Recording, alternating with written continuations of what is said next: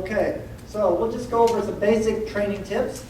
So we talked a little bit about the tempo runs and kind of what effort they are, 85 or somewhere 80 to 90% effort. Good rules of thumb are the tempo should be, 15 minutes for people who have done tempo work before as a minimum, but if you've never done it before, 10 minutes is a great start. We have that in some of our programs. Building on towards 20, 25, 30 minutes as we go. We typically like to do tempo work once a week, if possible, because you do want to get that accumulated training effect over the course of the time building up to the race. And again, approximately 15 seconds, 20 seconds slower per mile than what your goal pace is. So it just builds an aerobic support system to this 10K effort that you're going to do later in June. Okay, 10K pace intervals. And we talked a little bit about it just previously, but giving the example of a common work to rest ratio that we would use with our athletes. So an athlete who runs 5-minute miles will often take 3 minutes rest in between reps. So to start working on a little bit of what we would call overspeed is, let's say, 5K training. So 5K pace intervals. Now these intervals should be much shorter than your 10K pace because the intensity is now going much higher. Whereas if your 10K work is somewhere doing 1Ks or mile repeats, your 5K type training is often 400 repeats or lap around the track, even 200 repeats, up onto maybe towards a half-mile repeat for those that have a good amount of experience. Work to rest ratios for those are about 1-to-1. So you run a half in 3 minutes or 3:30, you take the equal amount of rest. Overall volume for those 5K workouts is much less than the 10K because the intensity is much higher. So a couple things to play into it. Long runs during these times. So I think the biggest thing we run into trouble with when we're training, into the summer is our long runs can beat us up. With the heat and humidity, it's really easy to lose a good amount of weight on these long runs. So try to run at cool times of day, run in the shade, try to hit some of your local trails so that you can stay covered and not get dehydrated. If you have the ability to hydrate on the run, that's great, whether you run by a park that's got a water fountain or you bring one of those packs with you that carries some water along the way. Try to stay on top of it. And then the big thing always is refuel immediately after that run. Get in a good 12 to 16 ounces of water on top of kind of your carb electrolyte solutions. Recovery runs. So again, things are a little bit different than in kind of normal winter training.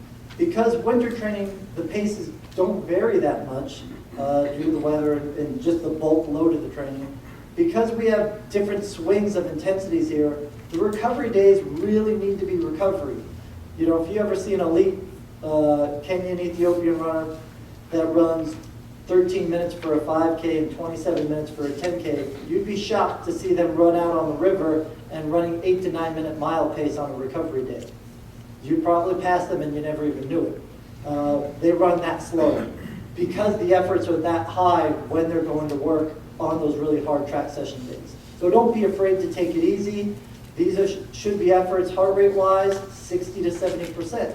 So it's okay to run heart rate 120s, 130s, or at paces that are much slower. And this is an area where I found when I've coached a lot of recreational runners is I see very little swing in pace. Maybe they race at 8-minute pace and they train at 8:30 pace, and they do intervals at 7:45 pace. So the window is small at which they train. But the reality is if we can stretch it out a little bit and allow you to run a little bit slower, it'll allow you to run a little bit faster. And therefore the race pace will get better. So a good thing to keep in mind. Okay. And coinciding with this, we just want to talk a little bit about nutrition. I know everyone, here's, if they're educated as they are with their training, they're pretty solid on top of their nutrition. I think a big thing we do need to pay attention to with the heat and humidity is keeping our blood sugar levels up.